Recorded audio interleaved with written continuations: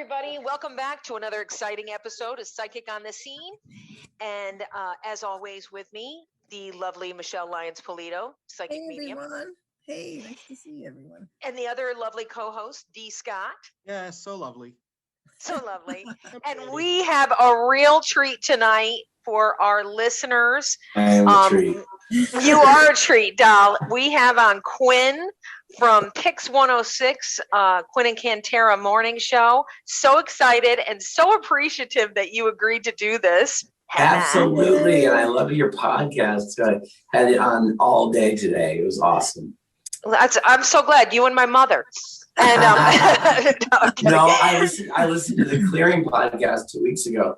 That was you, wasn't it? The Clearing podcast? Yes. Yes, that was that, which I need, by the way. So let's talk Reiki at some point. Or I already have set up for you, doll. We're gonna do a reading, and Michelle's actually gonna do a live clearing on you on air. Oh, right. Yep. Wow. Tonight we'll take care of it. So we're going to take care of some of that stuff tonight, and we'll do maybe like a little follow-up with you afterwards. So, right on. Yeah. Right on. Dee, if you could please intro our special guest. Well, I think we already kind of took care of that. Come on. Well, I know. I tried really hard to come up with some ringing, amazing intro for Quinn. And best I could do is, if you live in the capital region and you're not listening to the Pix 106 morning show, you are definitely doing a disservice to yourself. Yeah. Quinn and Cantara are easily one of, if not the best morning show in the capital region. 100% agreed. Absolutely. Iconic. Well, stop it. When you do something you love, you have fun at it. When you have fun at it, you're lucky enough to hopefully do well once in a while. So that is true, following your passion.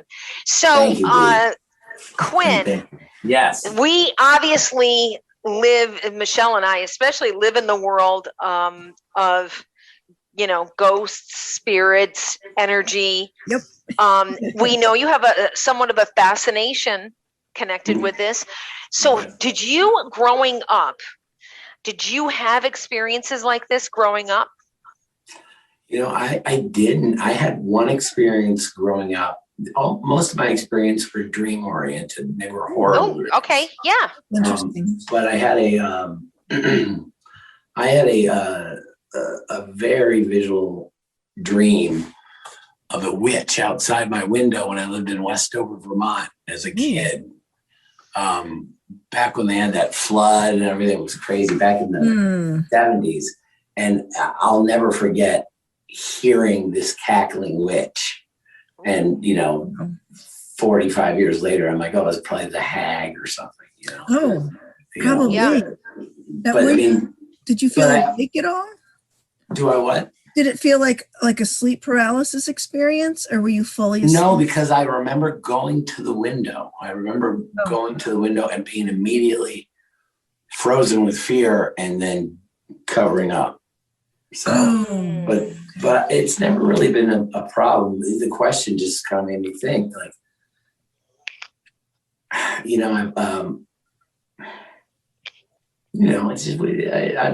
guess I'm just one of those people who are kind of piped into certain things and unfortunately piped out of certain things too. Dee can attest to. But you give some, you get some. So I've had when my grandfather passed, we went across the street to have sushi, and I brought a big flower vase with me, which may have given it away, but a woman from the restaurant, but it was downstairs in the first floor of the restaurant, came up specifically to our table to tell me that Russell was here, and that's my grandfather, and so that was really special to me. Holy cow! It's been mostly that kind of thing until recently. My mom passed last July, and I'm so sorry. Oh, thank you. It was weird. It's been weird. Yeah. So before Quinn, before you go on anymore, I want to just say a couple things to you that I've been picking up on that I met you one time at the studio and it was in passing. Yes. And back way before pandemic, and we had kind of hoped that we would get together then and do some ghost hunting. But here's some things that I want to tell you that I pick up on you. First thing that comes through is you read like a very, very old soul. You read like somebody that's been here, done this many times. So a lot of times your level of being able to tolerate bullshit is extremely low. Yes. Because old souls have a tendency to feel and sense when somebody is giving them the business and they're not giving it. So you also have that internal mechanism that looks at somebody and goes, zoop, zoop like you, zoop, zoop don't like you. And you get it extremely fast. So make sure you're always trusting that gut. I not only get the mother figure, but I get two other men over here to the side. I'm assuming now, because you said the grandfather, that one is the grandfather, the other one feels like a father figure. But your mom is saying to you, you talk to your mom like every single day.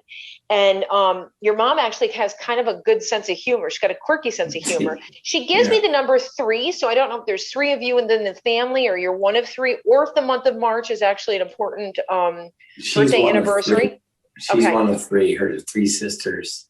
Oh. So who had what looked like, one part of it looks like a 2-family home, and the other looks like they're showing what looks like almost like a storefront in a city area. And it's a lot of kind of like busy energy around that, or family energy around that. So is that different sides of the family? No, that would be a place that she and Posey lived. I mean, I initially thought it might be the house on France, but I think she's talking about Calhoun, Lake Calhoun, because and the downstairs was very busy, had restaurants and that kind of thing. But Posey, my grandmother, her mother lived separately for a while. Yeah, that's her name. Catherine Ewald was her name, but Posey, and, I love it. And so she lived there, and she moved in there with them, but in a separate way. Then they moved into a bigger place, but then they had separate apartments. I think that's what I was hearing. Okay. So if it's like 2 separate properties, but like even like 2 families living together, that'll show up like that, where it's like it actually feels like that busy energy of everybody in the kitchen, everybody at the table, Friday night, everybody being together, congregating together. So they're showing that. They're also giving me the month. I remember that, Mom. I remember what you're talking about. She's talking about things. She's talking about Thanksgiving, maybe. And are you carrying on the tradition of that? Because she's giving me a lot to do with tradition, and you carrying it on, or you having maybe guilt about it, and she doesn't want you to have the guilt about it. Whether it's having family together or family's been separated, that you can only do what you can do. She's also saying to me that you made the right decisions for her. So I am assuming that your dad passed prior to her? My dad has not passed, no. All right, so then this is 2 other men that are showing up. One would be the grandfather figure, and it could be a male to the side of her. It seems to be about the same age, a contemporary. It could be brother-in-law, maybe like a brother-in-law or an uncle. And I get another name that is Buzzy. Well, was his real name like Joseph or a J? Joseph.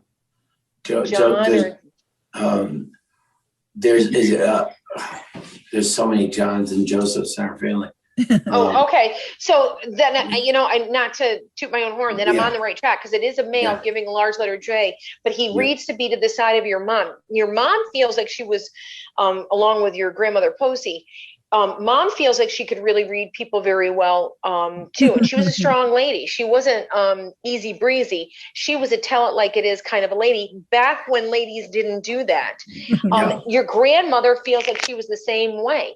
So if they both were great role models for strong women, or I'll tell you, they've got some real mojo. The grandmother, when Happy she International comes in, Women's Day, ladies. You guys too.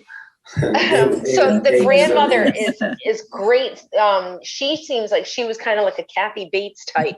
So she's got that, real black and white, this is the way it is kind of a persona. Librarian. She was librarian. She was my biggest confidant, though, because I was an alcoholic and I was a disaster. But she was my biggest confidant. I loved my grandmother to death dearly.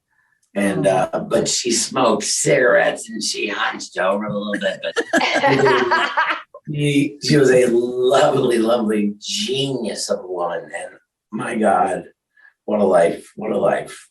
When she comes in, Quinn gives me the grandmother. It smells like powder. She wasn't a fancy lady, but it smells like an Avon powder or talc powder. So if you're getting that, like you're driving along in the car and you're thinking about them, or you're kind of bringing them in with you, she brings that Gina Tay powder smell that you can practically taste it.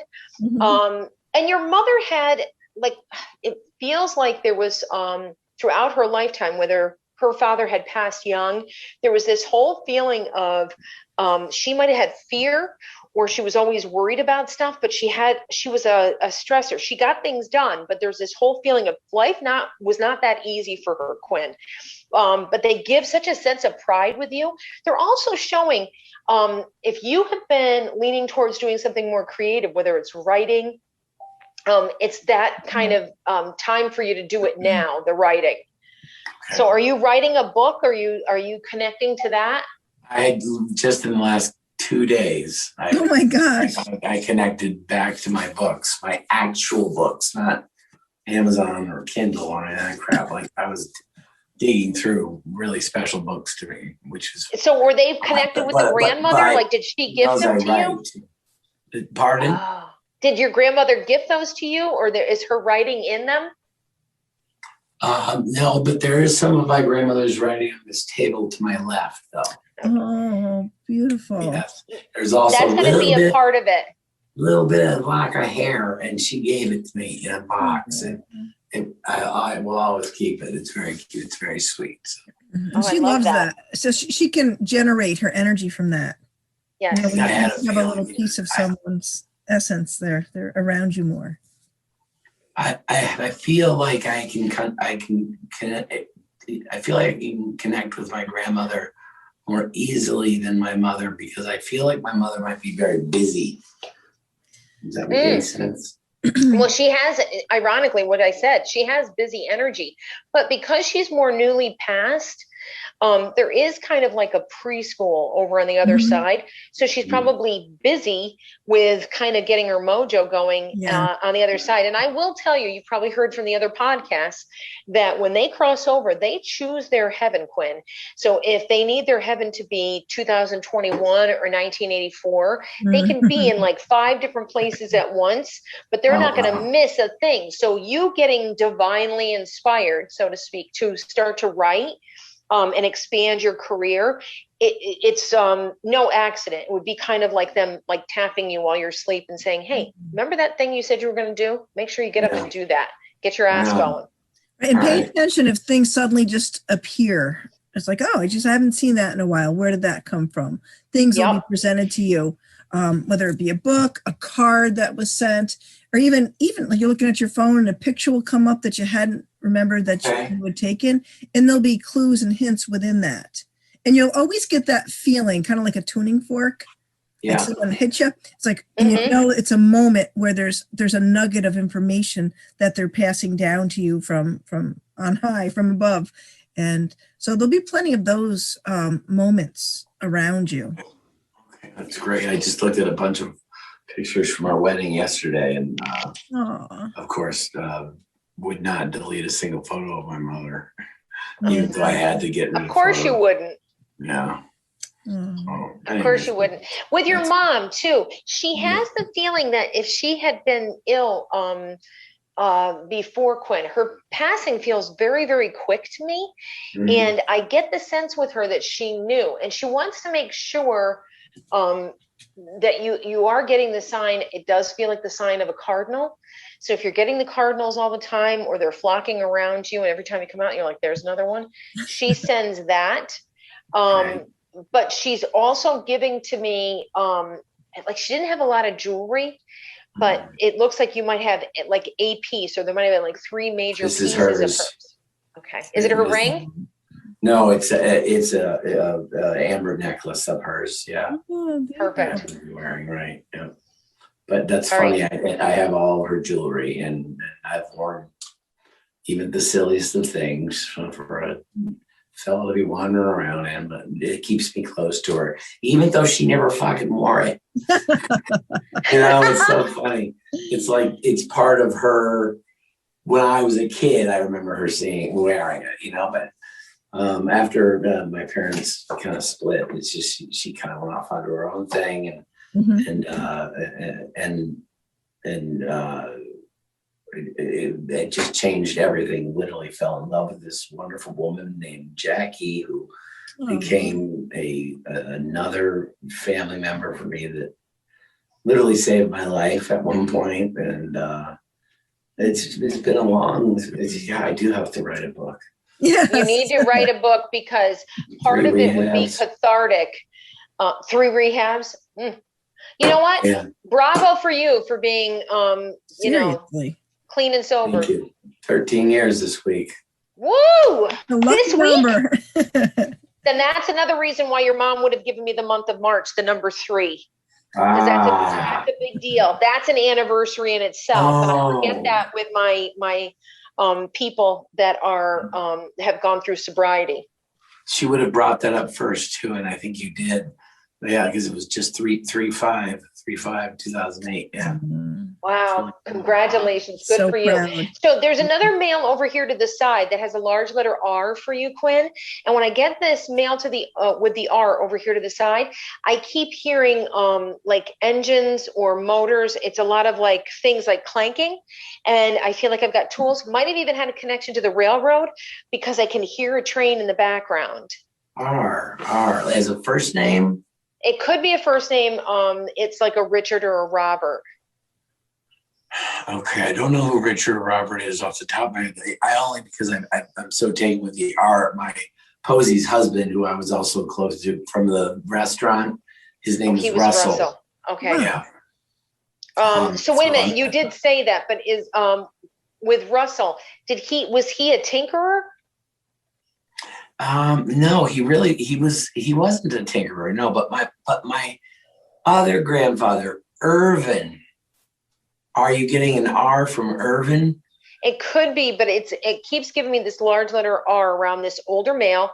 It feels like a grandfather or a great grandfather, and he keeps showing me old photos. So if you just recently came across old sepia or old black and white photos, they're kind of bringing that up. Again, could even be the family history or genealogy.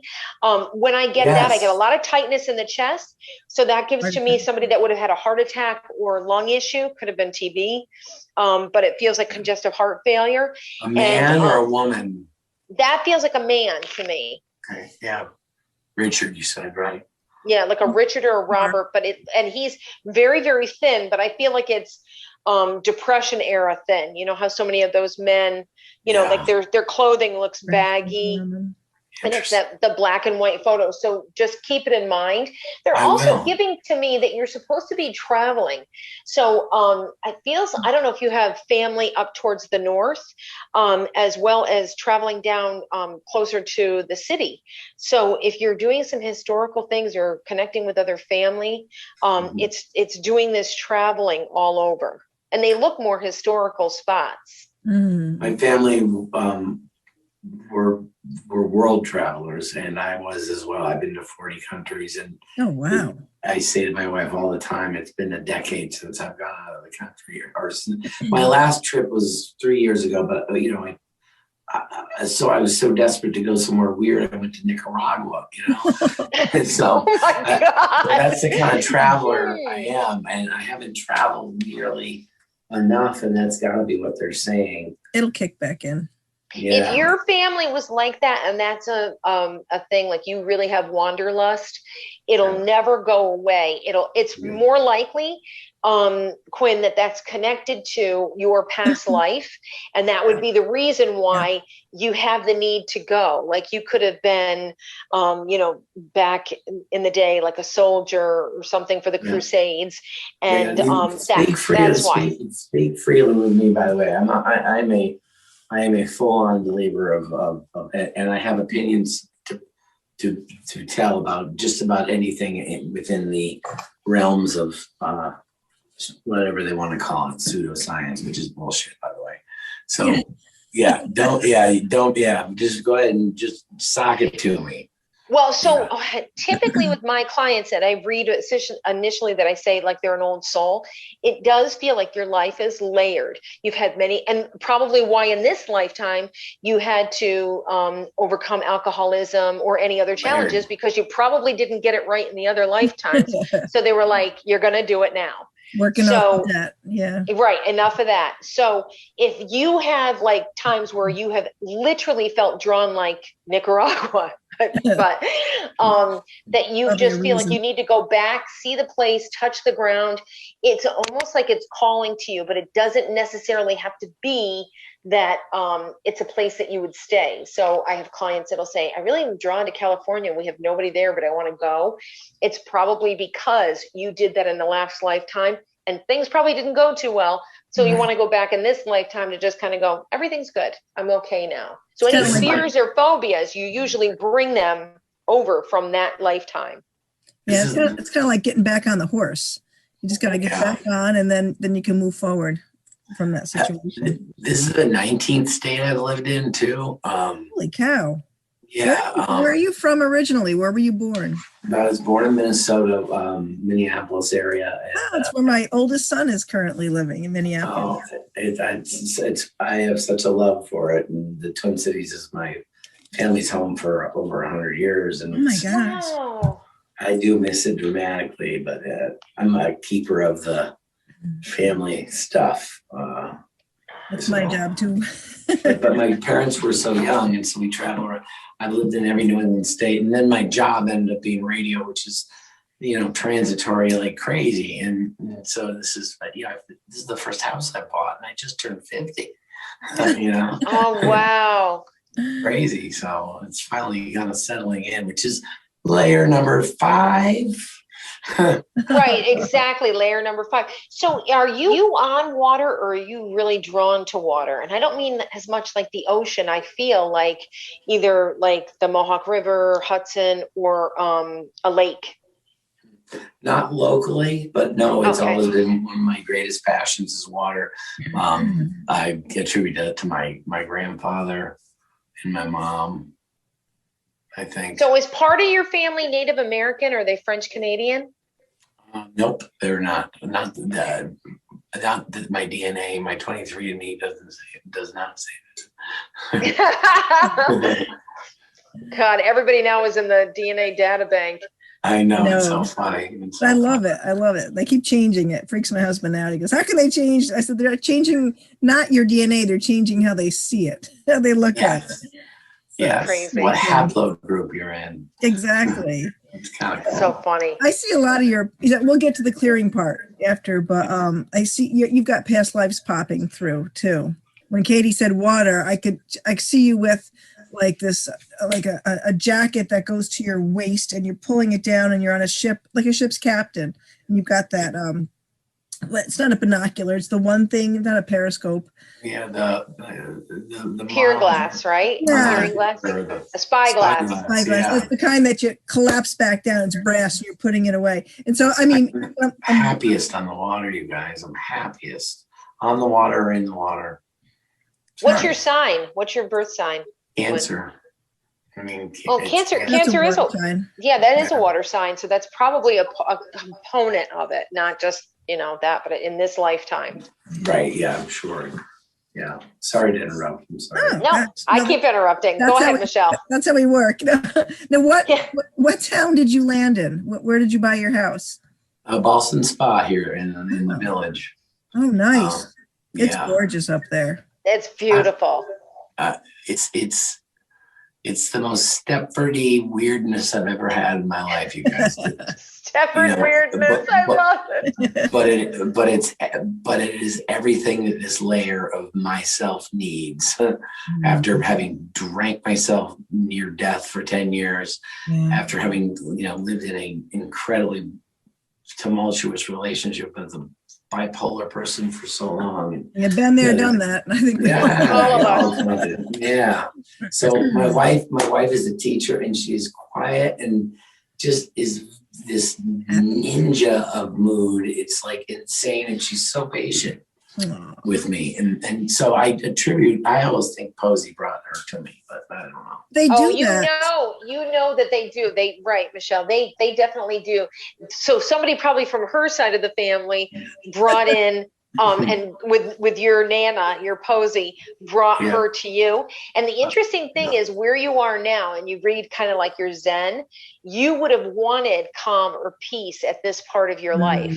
So the last thing you needed was a relationship that was like way too crazy. You needed somebody that helped ground you and that had a peaceful energy. What's interesting is on your wife's side of the family, she does have a father figure showing up behind her. So if her dad has passed, he's around as well. And everything in her family is extremely traditional. Excuse me? Riley's hat is here. Riley. Riley is her father who recently passed in like 2015, I believe. So. Okay, so that would be the R, sweetheart. That's what I was going to say. There's the R. Riley. Hi, Riley. Riley was a tough son of a bitch, you guys. I mean, I did everything I could when I walked into that house to try and make him chuckle, and nobody else talked to him. It was just the guy that was dating his daughter. So, well, don't forget they're different when they're on the other side. So he is so into you, and he's so he appreciates you. As much as she makes you happy, you make her happy, so that makes him happy. So. I try to keep his memory alive a little bit. So, what did Riley do for a living when he was a young man? He was a cook at Denny's. Oh my gosh, that's the clanking. Oh, he might have known me when I was drunk. I probably went to a lot of Denny's and don't remember most of it. In the South, this is down in Oklahoma, I think, or Texas, or right on the border. And it's where he met his wife, Phyllis, which is kind of funny too. That's why it's important to him. So did you guys plant the garden? Did you and your beautiful bride plant the garden for them, like a memory garden? Or have plants for them? Like roses, because it keeps feeling like tulips, but I don't think that was us that planted a memory garden unless my wife did. Okay. It actually shows up stronger with her side of the family, where the need to do it connected more with her side of the family, and it looks like Mother's Day roses kind of a vibe. Okay, I mean his ceremony was very, very powerful, and the Patriot Guard showed up, and it was a real surprise. And those are amazing. And those guys are the Patriot Guard guys are I work with them with work and stuff. Yeah. But I never expected them to show up, and it's like, and so maybe that's the garden that got painted. They were standing like strong patriotic flowers, support. It was wonderful. They are. That's amazing. Yeah, that is. Because I play bagpipes. I play a lot of funerals, and I love when the Patriot Guards are at funerals because they just take it to another level. And just, and it's always the worst weather, but they don't care. They're out there. No, they're good people. It's and they get a lot out of it. They get a lot out of it too. They do. Yeah, they do. Now, what cemetery are your loved ones buried in? Or do you have them ashes form?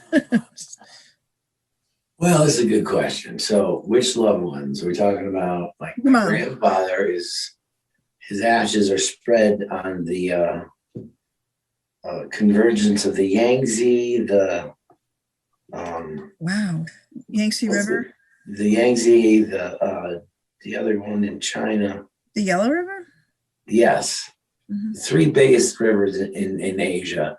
They all come together, right? Mm-hmm. And that's where his ashes are. And then that's cool. I have a little piece of his ashes that my mother stole. What a rebel. She was a rebel. Now, the question is, I lost them. They're in a little vial. They'll turn back up. Don't worry about it.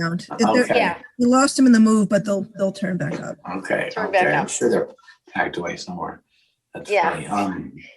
Where's Mom buried? Mom is in a urn, I believe. Still in an urn. She may have, no, she said she would tell me. You know, she took her up on vacation with her like they normally go, but she brought the urn, but she said she didn't release her yet. She's not ready. Oh, okay. I have not heard yet, so it's possible. That's what I'm picking up on. The reason why I ask is because she doesn't like being cooped up. I know. And I'll keep up on that with Jackie for her. Yeah. Okay. Is there a lot with the month of September with Mom? Is that a birthday, anniversary, or passing, or is that like a planned memorial?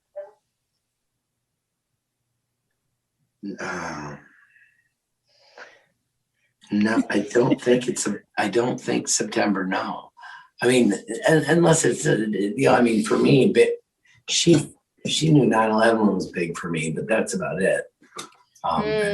And you know, Steve and I started our show in September 2000, 9/11, 2000.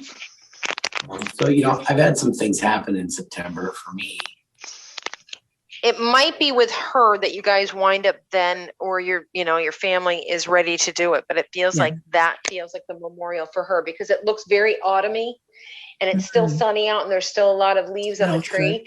And when I'm connecting to that, I keep seeing again, like water, lake, mountain. So like if you were local, it would be like the Adirondacks, but it does feel like I'm very north.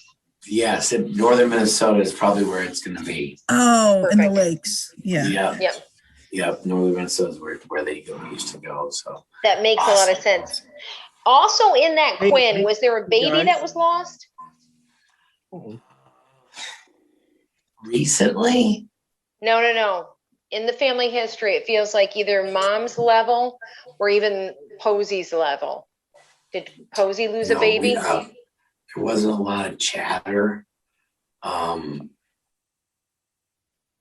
about that kind of thing. And I know that we have children that are relatives of ours that are around the country right now. So I don't think we aborted them or anything. No. This would have been like a live child that passed. Like maybe from sudden infant. And it does feel like a little boy. And how long ago were we talking? Well, it's probably like the 50s or the 60s that when I'm seeing the era of it. Okay.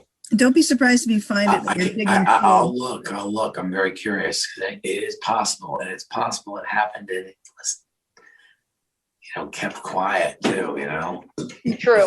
My family didn't talk a lot about stuff. They're not German, are they? They're very close. Swiss, German, right up on the border. Don't talk about anything. Yeah, exactly. Yeah, don't be surprised if you find info when you're digging through like genealogy or whatnot, or even finding where people are buried and you're trying to figure out, oh, look, there's an empty spot, but there's not. I don't even think there's a stone there, if that makes any sense. Like an yes, I think so too. I think you're right, but there might be record of it like through church, but not like a marker. Also with this was, we were talking about Posey.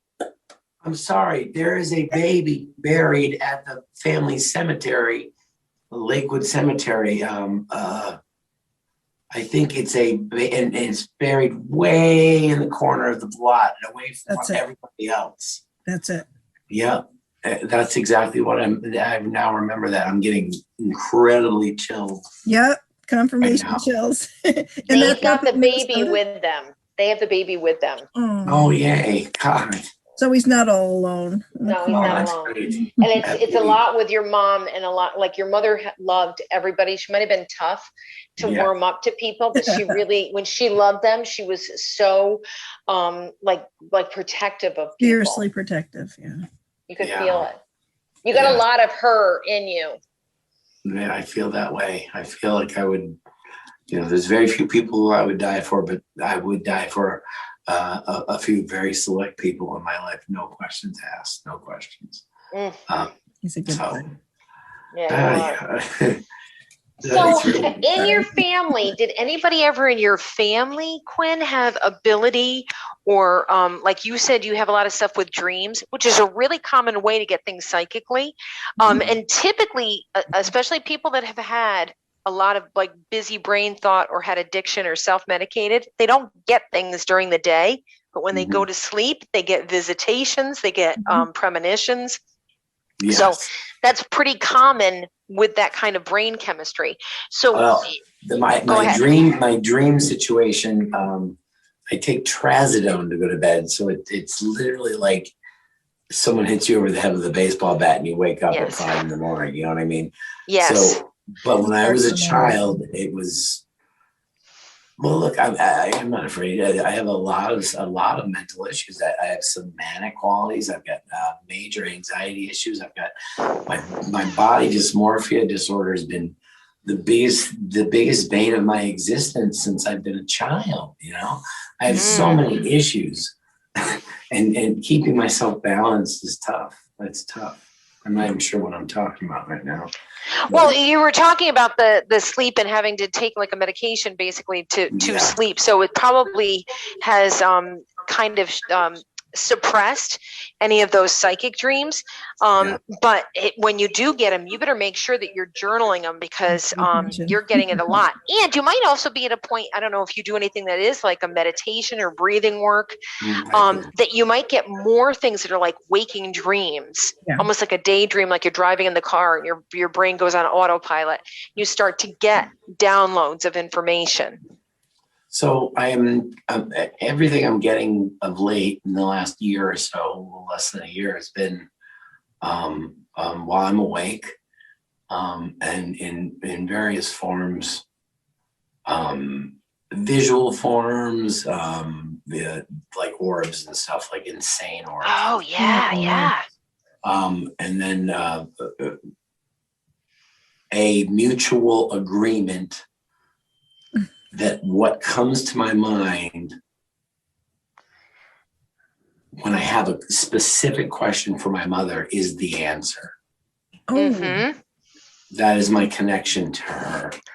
And I will feel the answer. And if I don't feel the answer, she doesn't know the answer. Or if I feel the answer is wrong, I'll have to disagree with it.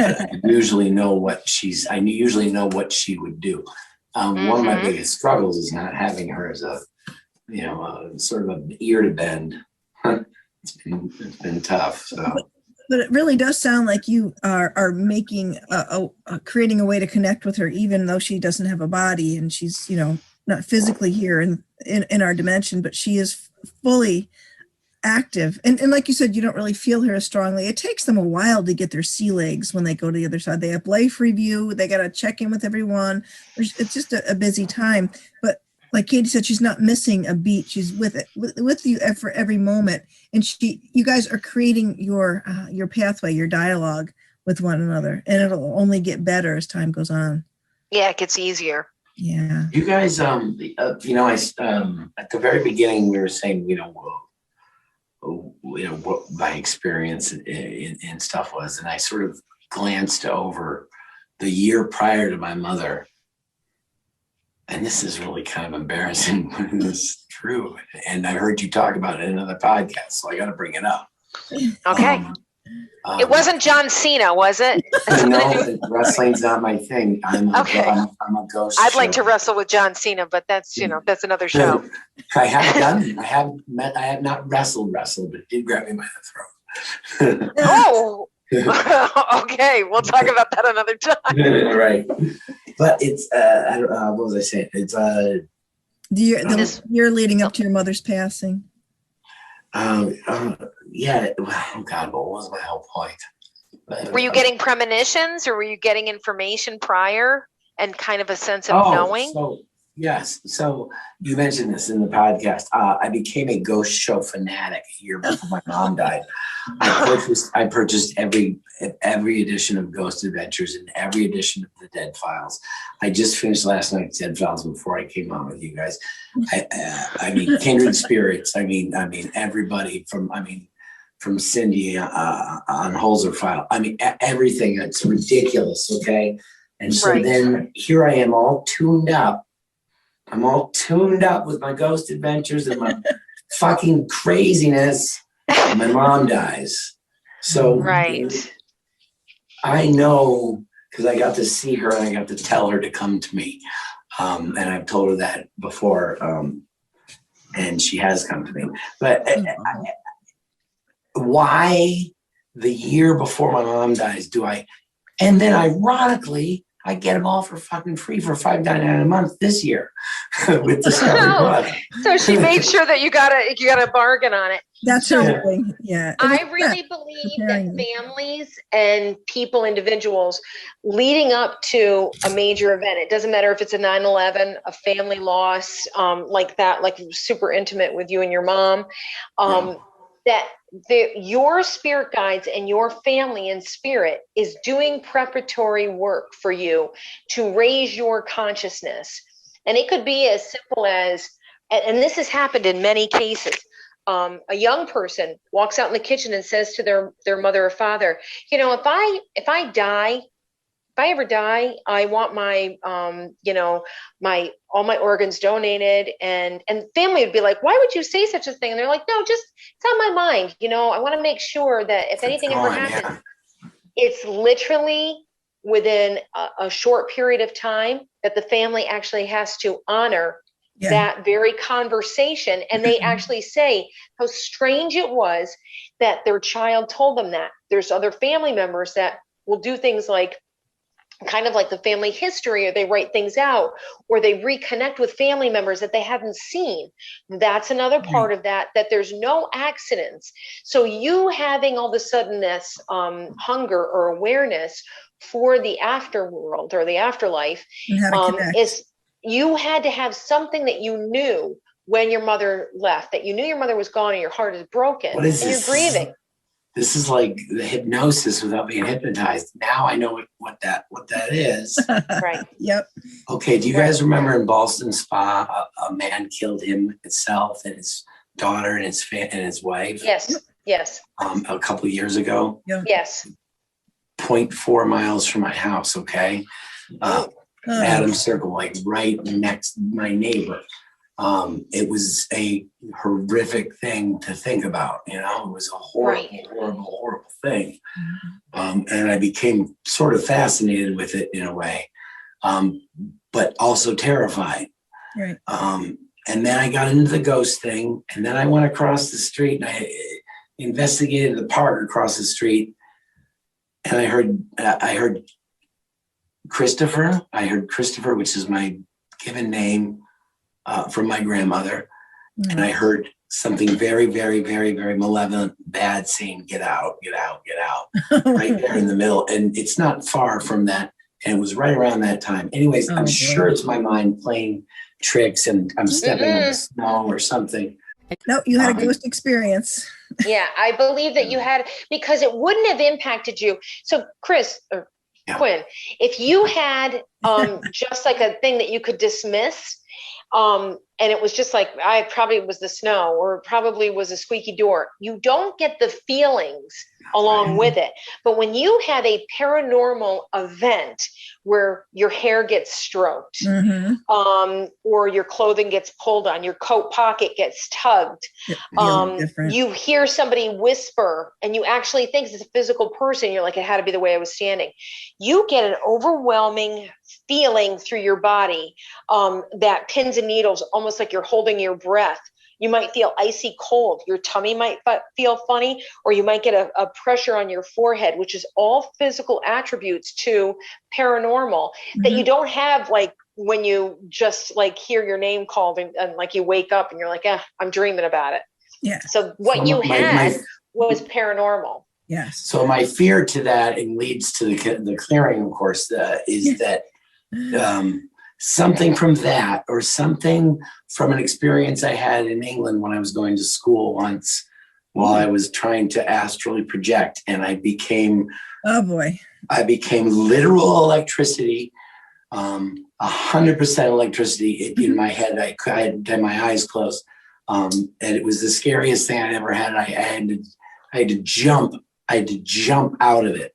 And this is a couple weeks before we did a Ouija board that I didn't touch, but I still asked a question, and it came up with my mother's maiden name, with people from Saudi Arabia that never met me before. So it was that could have been something, but I think it could have been something. It could have been something. It could have been whatever. I've been taking on visitors and riders. All right, all right, so I'm going to call you out. I asked you in the beginning, have you ever had any paranormal experiences? No. I didn't ask you if you had a hot dog. I asked you if you had paranormal experiences. Then you go into this whole litany about different shit that's happened to you, right down to having like a demon from a Ouija board bothering you. So then there was that little thing. So I have to ask, how old were you with the experience in England and with the astral projecting? That was all 21. 21. I was 21, yes. That's key. That's a part of, especially males, as if you probably always had, Quinn, psychic ability or the ability to track them or sense them, but it's kind of like an ebb and flow. So from the ages of 3 to 6, that's when we first start to see indigo children or psychic kids have some of those experiences. And then it kind of goes on the down low a little bit. You might dream about things a little bit more. So through your puberty and into high school, it's kind of there, but it's not, you're so concerned about your physical body and everything that's happening. You can't even concept that spiritual stuff. And then there's something about when, especially fellas, move out and go to college around 2021, that's usually when I start to get the phone calls, or Michelle does, that their kids are experiencing it, like Albany SUNY or the college or Boston, wherever they are. They're remembering things from when they were little kids, but it's happening again. And of course, now it's like on hyperspeed. It's much more frightening. And usually combined in, you have things like alcohol and other stuff that keep lowering your vibration. So what you probably did when you asked to project and even playing around with the Ouija board, you did not do anything to rarefy your space. You didn't do anything to protect yourself. So what you attracted was what we call low-lying spirits or low-level spirits. So they're the ones, parasitic.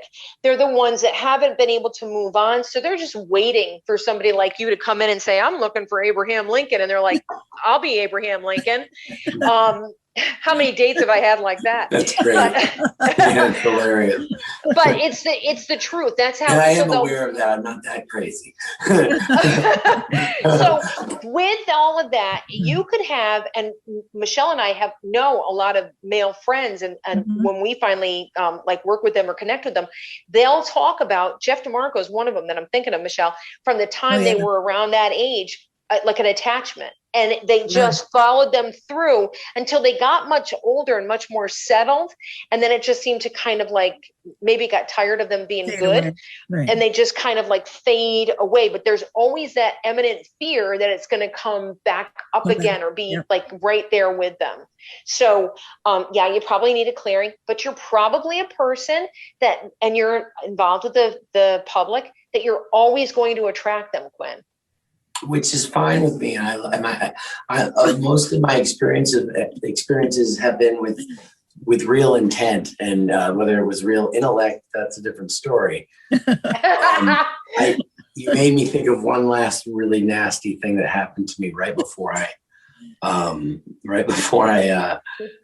was, this would have been right before rehab, my last rehab. I was living in my uncle's empty house in South Minneapolis, and it was a single bed in the attic, and the whole house was empty. And I was drinking heavily. Yeah, I was drinking. I was going to the bathroom in a bucket. It was horrible, right? The whole night. Oh man!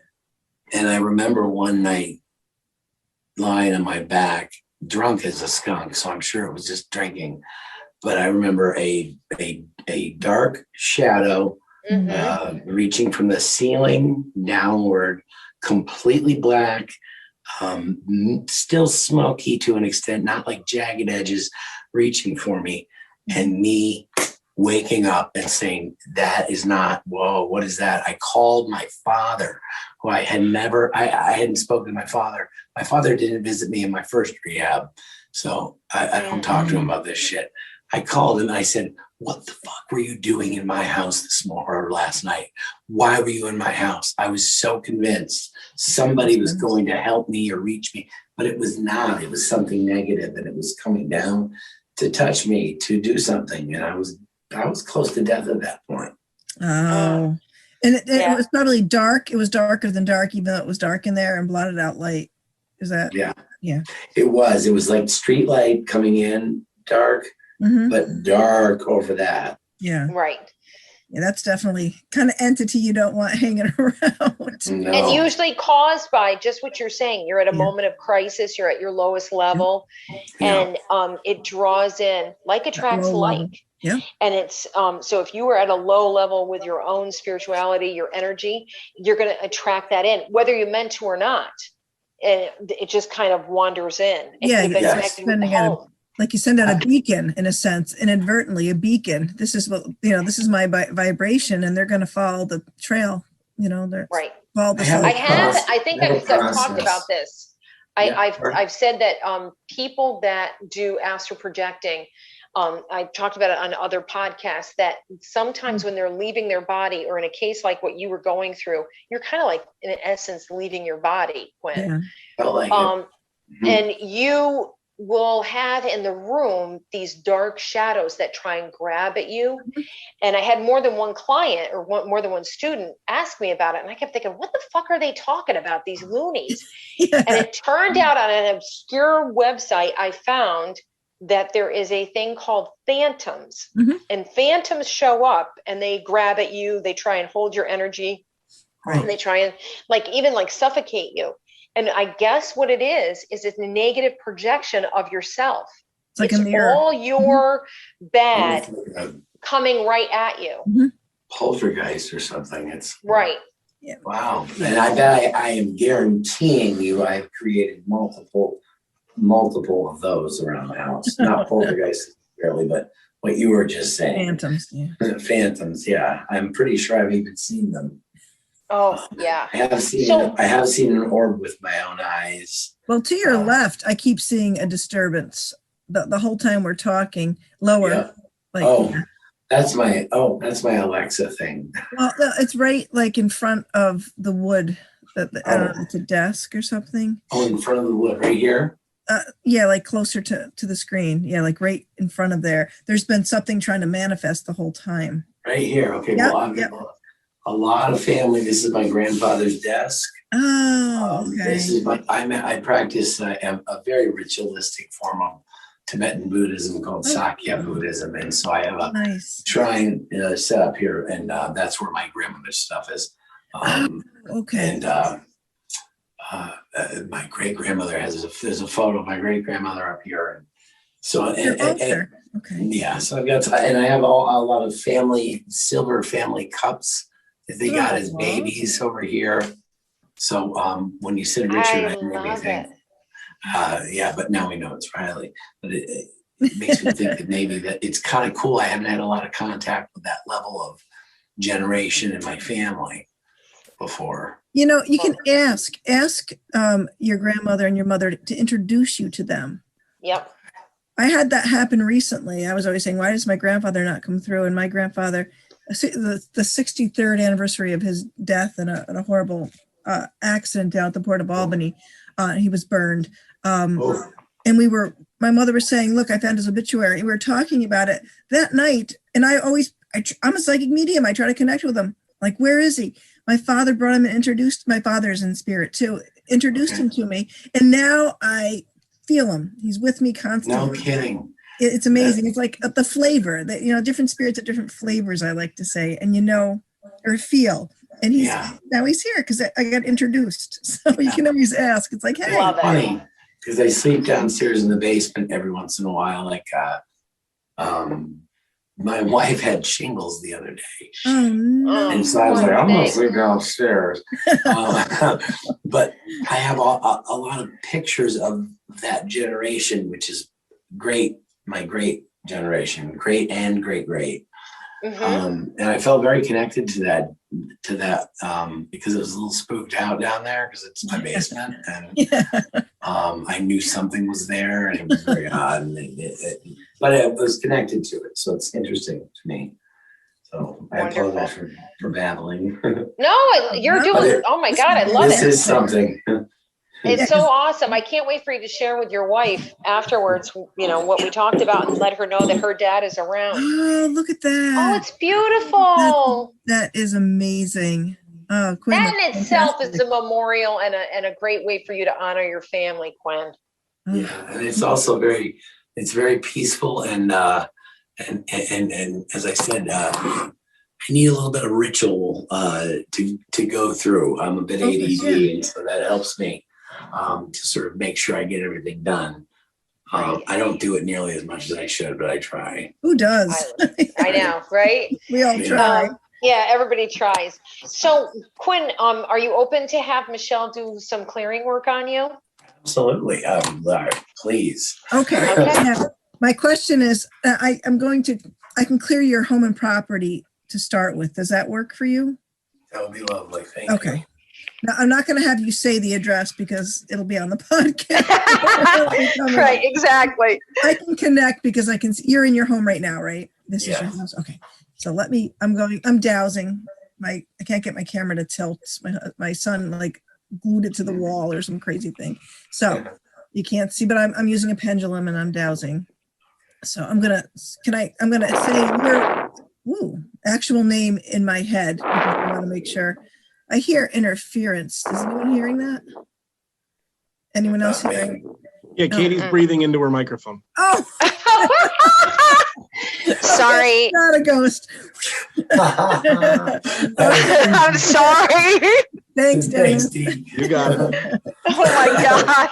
Okay, I'm going to jump in. I'm going to count. Okay. Property in Boston Spa, New York. Yes. Does he currently have any ghosts and earthbound spirits attached to affecting his home and property? And that includes everything in your home and property, right down to the soil, to the nails, to the wood, to all the furniture, because anything can be haunted. So, and just keep in mind that your loved ones in spirit, they're in spirit. I wouldn't want to, nor would I have the ability to clear away spirit, family spirit energy. This is earthbound spirit. So these are folks that are trapped in their own suffering, and we're just helping them to go to the other side so they can basically move freely about the universe. Okay. Opening the cage door, so to speak.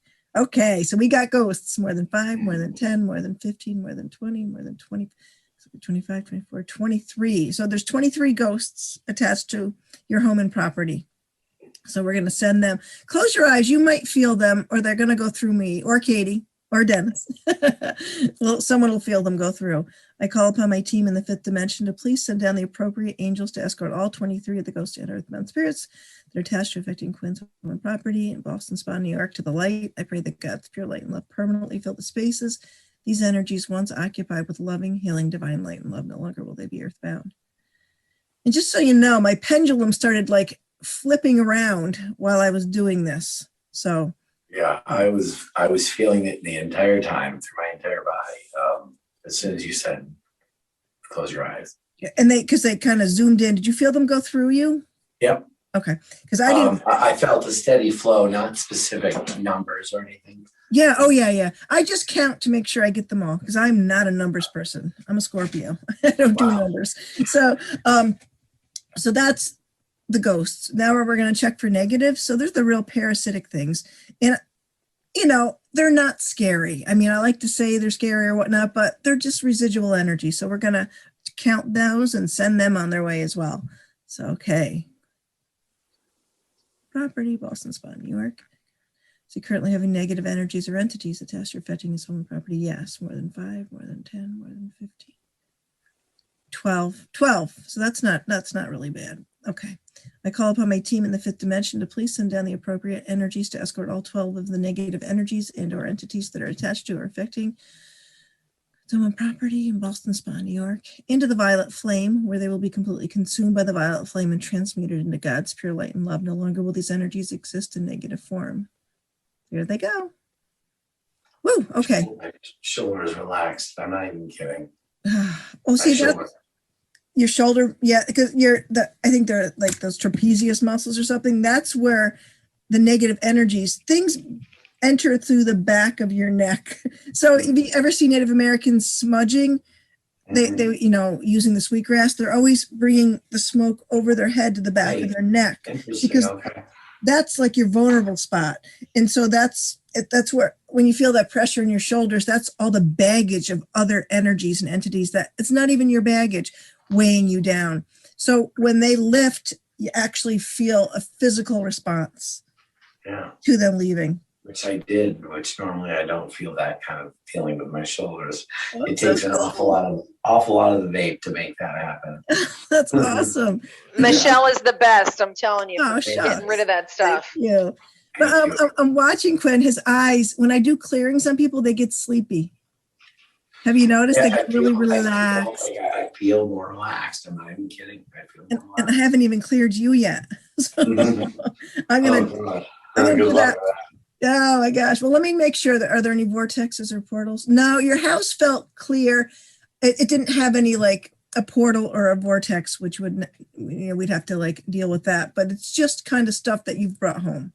And there could have been, well, there are definitely some that were there on the property to start with. So we cleared that all up. So it's a nice clean slate. Think of it that way, like a nice clean blackboard. Okay, now I'm going to check you. Okay. Where's in Quinn? Lives in Boston spot, New York, Pix 106. Does he currently have any ghosts and earthbound spirits attached or affecting himself? Yes. 5, more than 10, more than 15, more than 20, more than 25, more than 30, more than 35. 32 ghosts attached to you. Okay, I call upon my team in the 5th dimension to please send down the appropriate angels to escort all 32 of the ghosts of the spirits that are attached or affecting you. To the light, I pray that God's pure light and love permanently fill the spaces these energies once occupied with loving, healing, divine light and love. No longer will they be earthbound. Okay. Is he clear? Yes. Okay. Does Chris currently have any negative energies or entities? Yep, you got some negatives. These are what you'd call your quote unquote demons, the things that bother you, that follow you, that feel like kind of like your bad luck, so to speak. So I'm going to get rid of those. Okay, more than 5, more than 10, more than 15, more than 20, 19, 18, 17 negative energies. Okay, I call upon my team in the 5th dimension to please send down the appropriate energies to escort all 17 of the negative energies or entities are attached to or affecting Quinn into the violet flame now, where they will be completely consumed by the violet flame and transmuted into God's pure light and love. No longer will those energies exist in negative form. Fill the spaces. Divine light and love. Thank you. Amen. Sorry, I'm kind of mumbling here. No, it's okay. I'm following the visuals. Okay. Are there any negative energies and or entities of any kind attached to affecting Quinn? No. Is he clear? Wow, that feels huge. And it's weird that the visual I got, do you remember Underwood deviled ham? Yeah. Those little red devil things. That's what I saw. And I don't normally see, I used to love eating when I was a kid. Well, I'm from Minneapolis and Hormel's from there, so it's funny. I get it all the time, yeah. That makes sense. Like, why am I seeing Underwood deviled ham? Weird, I love it. The oddest things come through. And now the last part of the clearing I want to do is soul fragmentation. And you can fragment, which you have, I can tell by, talking with you, that you have fragmented in this lifetime. And think of like a circuit box. And when you get overloaded, a circuit flips off. Or like a piece of you breaks off. And say there was a Quinn puzzle, you've got pieces missing. And most of us do. Yeah. But those, you have current life ones and you have past life ones. And I keep getting really visual hits of you and you're I think it's called a cobbler, a shoemaker. And it feels like north of France, Denmark. Is it Denmark that's north of France? Are you talking Switzerland, north of France? Would be Danish. Yeah, I think it's I'm saying Denmark. Yeah. That's my last name is Danish. Yeah, it's not my birth name though. It's my name since I was 3, but my last name is a full-on Danish name and recognized by any Dane in America. It's odd. Oh, that's wild because I'm struggling with my map of Europe in my head. So you were a cobbler. You were a shoemaker there.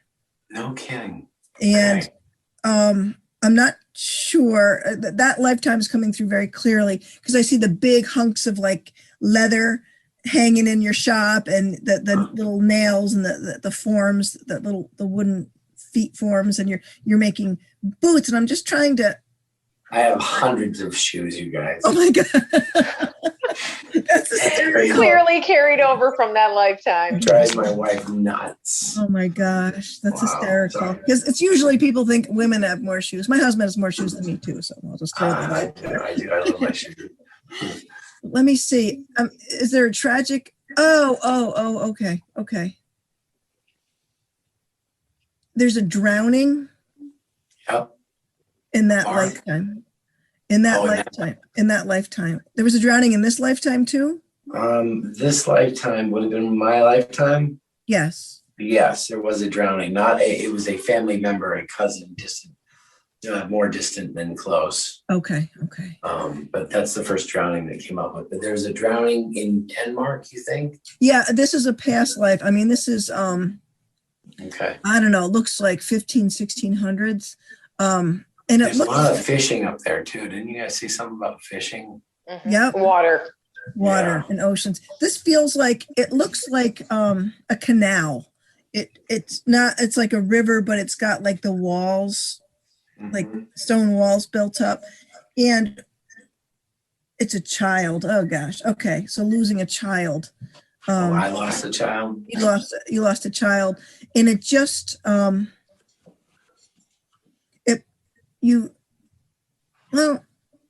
they're telling me to tell you. I always says you did take your own life in that lifetime after losing your little boy.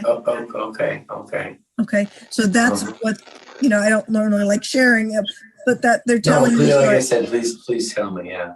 So my people talk to your people, and if your people say it's okay, then I figure that there's a reason to know. We're wide open with just about everything that happened. So there was a lot of guilt, and you don't have children in this lifetime. Okay. See, No, I've avoided that. Okay. Ironically. There's carryover guilt from losing your because you were watching him, and someone came up to you of like royal birth or like, and they were wanting to hire you, and you focused on getting a good job, and then in that time he was like 4 or 5 years old. He slipped into the canal, and oh my gosh. and so you weren't a bad father. You know what I mean?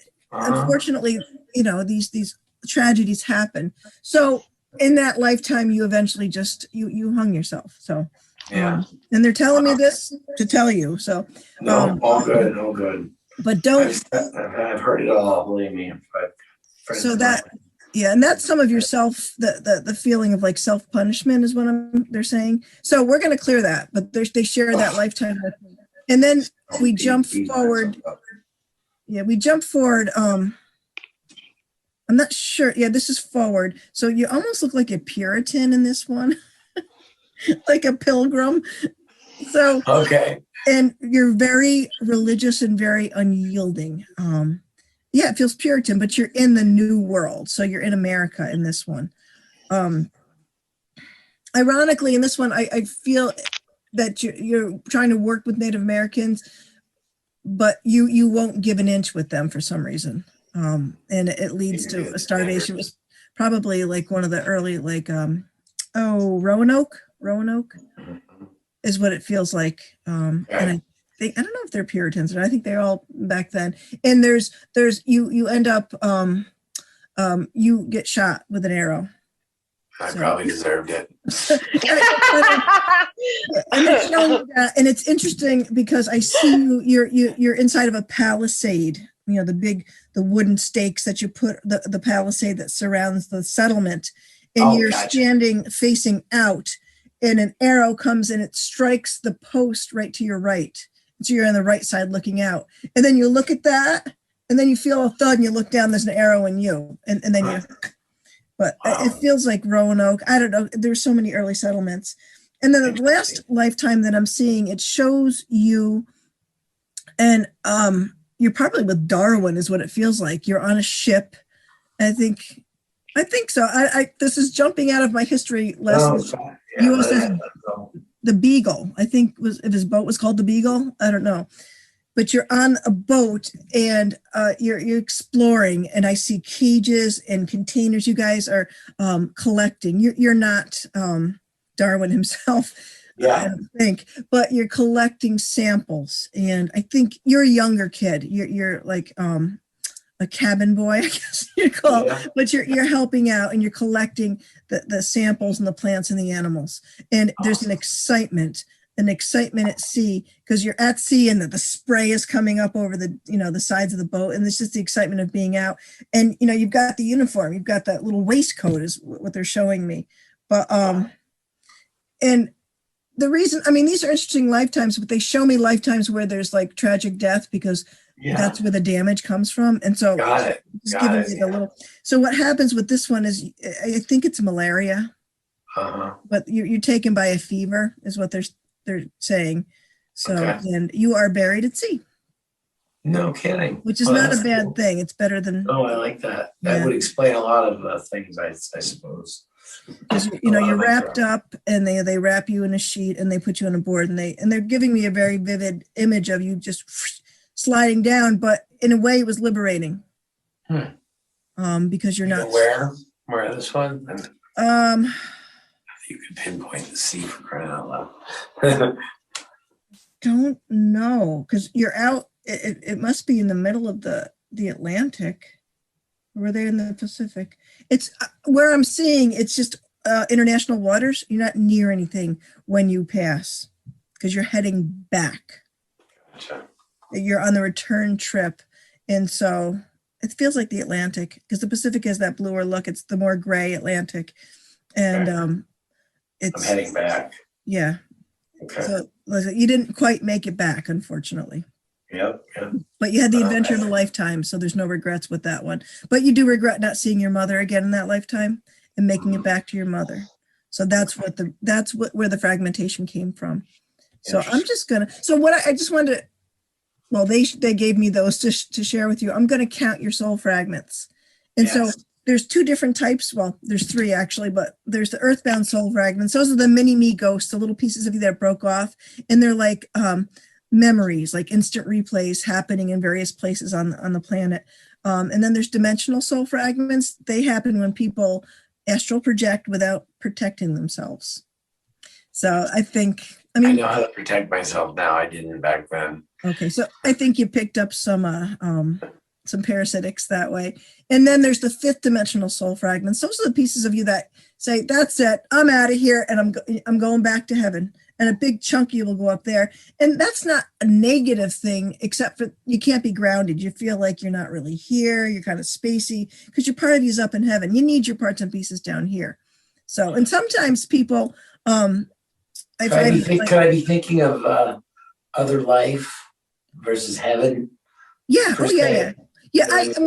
Heaven is just a term I use. It could be, it's the fifth dimension, nirvana, the Elysian fields, whatever, it's the place, the library. Elysian fields.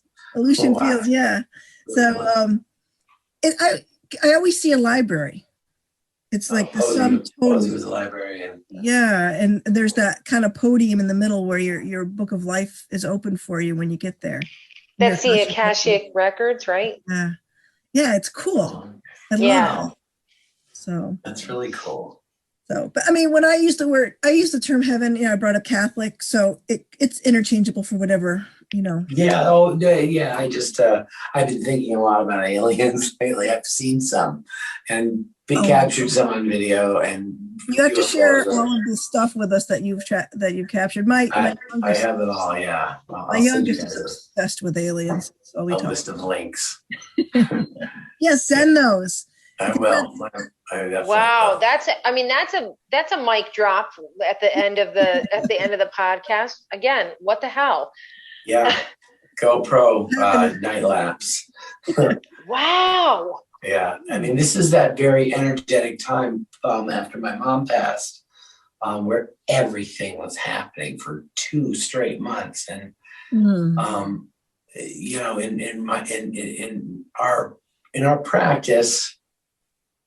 And I don't say religion because I don't consider it a religion for my mother or myself. But in our practice, there's a process that the family does to send the person on the way. And I think during that process, there was a whole lot of shit happening in my life. I mean, a whole lot of stuff that I can't recreate. I can't just turn on my Simply Safe. There's mom. No, it's fucking crazy. Orbs racing, chasing each other with faces and mouths and eyes. Wow. It's insane sometimes. So there is a thing too. There, a pool of thought. Michelle and I have had this before. That when somebody passes, they open a door, and it doesn't get closed right away. That. Right, and they would, not that your mother would mean to, but when she goes through, it like stays open for a period of time. Okay. And that's part of that activity that you get. But every person we know that has alien activity also has a ton of spirit activity at the same time. So whether it's like the chicken and the egg, it's something about that kind of gets it going. We got to look at I mean, you were talking about ectoplasm on some podcast a while back. I was getting ectoplasm dropping from the sky outside. Oh, cool. Okay, dropping from the sky outside, hitting my roof of my porch, shooting down into my porch. And then from that very same park across the street that I went and did that weird investigation thing. From behind a bush, a streak of light, which of course I was filming on my Ring camera, that I slowed down. And I swear to God, it was some kind of fairy or female and trying to shoot. I have the hand of Hamza hand on my door. It was given to me for protection. Maybe it's not the right thing to have it for, but I thought it was. But it is supposed to be for protection. It looks like the damn thing was trying to slide under the bottom of the door. Wow. It didn't look scary, but it was, right during that weird ectoplasm out of the sky. And I have it all on video. It's crazy. You got to. But you're also so open in during something like that, going through your grief. They're going to give you a light show. They're going to. Yep. Literally, like you're going to get all different things. And it's so funny that you said the thing about the fairies. One of I call them my handlers. One of my handlers, Hillary and I were driving in the car, and she goes, "I need to ask you a question." And I said, "What?" And she said, "What do you know about fairies?" And she said, she goes, I'm using my camera. I'm filming. She goes, I'm watching them all over. She goes, I've got them on tape. She said that, and they're like, not like regular orbs. She said, they're like what you're saying, like shooting all around. Yeah. Yeah. I mean, they're all these light energies, but they take various forms and speeds and personalities, and some of them do the same thing. Some of them try to tell me stuff by coming out of certain photographs, I feel. And they're right there is sort of my doorway into psychosis too, if I'm seeing orbs flying in and out of John Lennon pictures that my mother gave me, or, it's like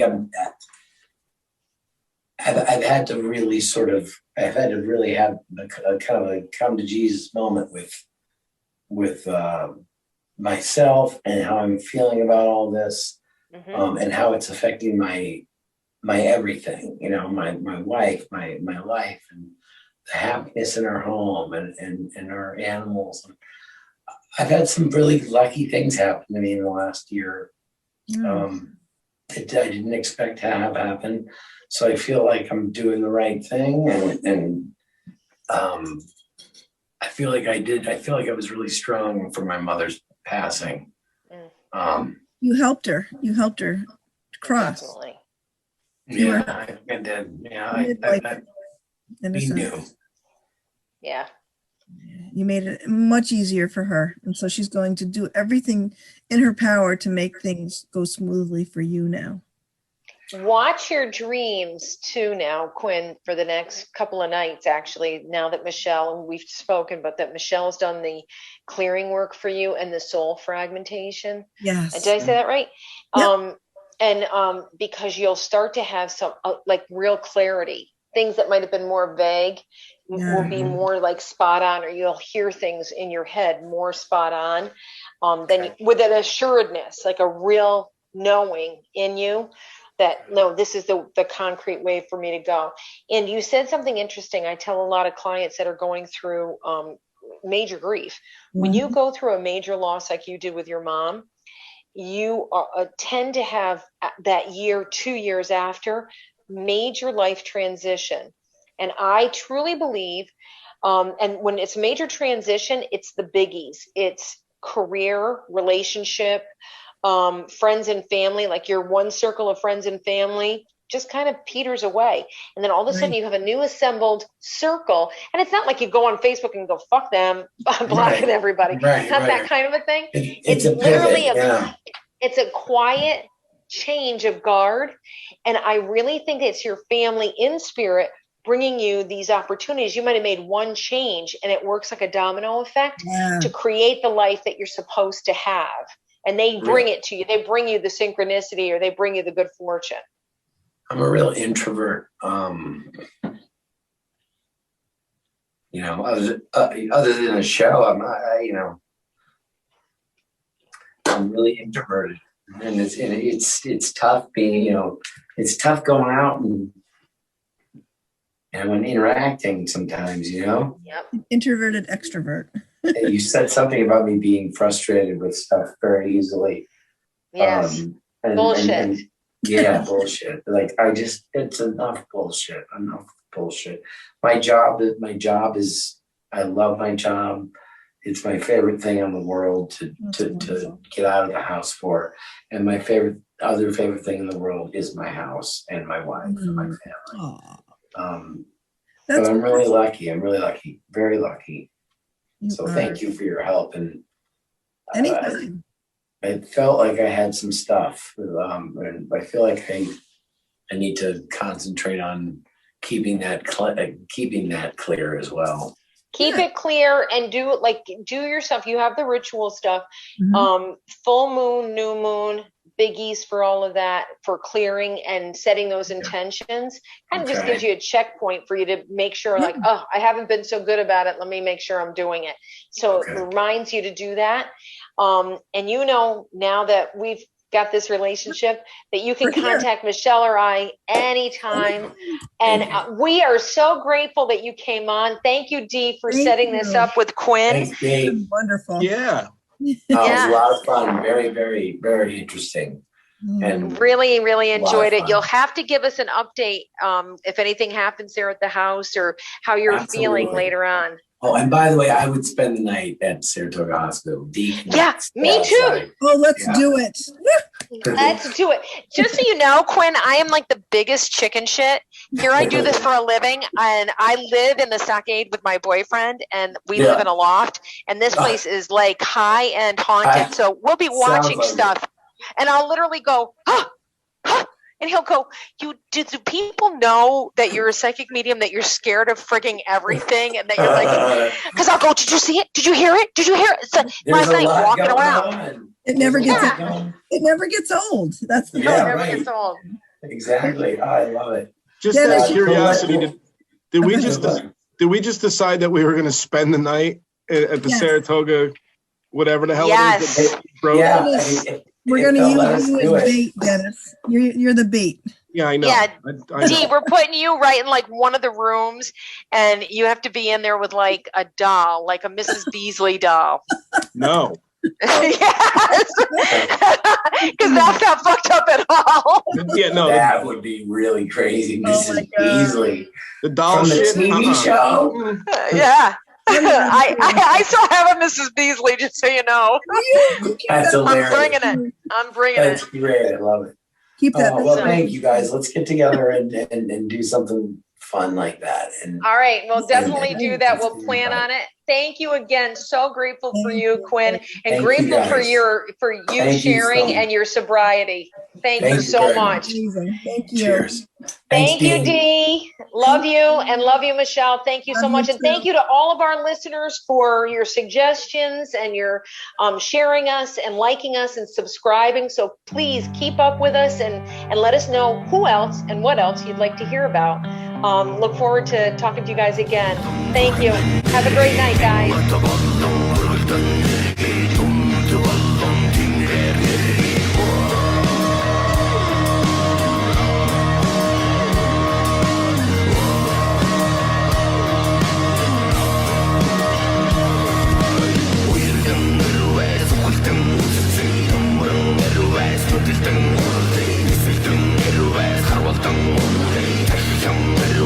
We all been lost, we all been cold. Everyone rise to our brethren code. We got your back, we all been low. Let's all rise to the brethren code.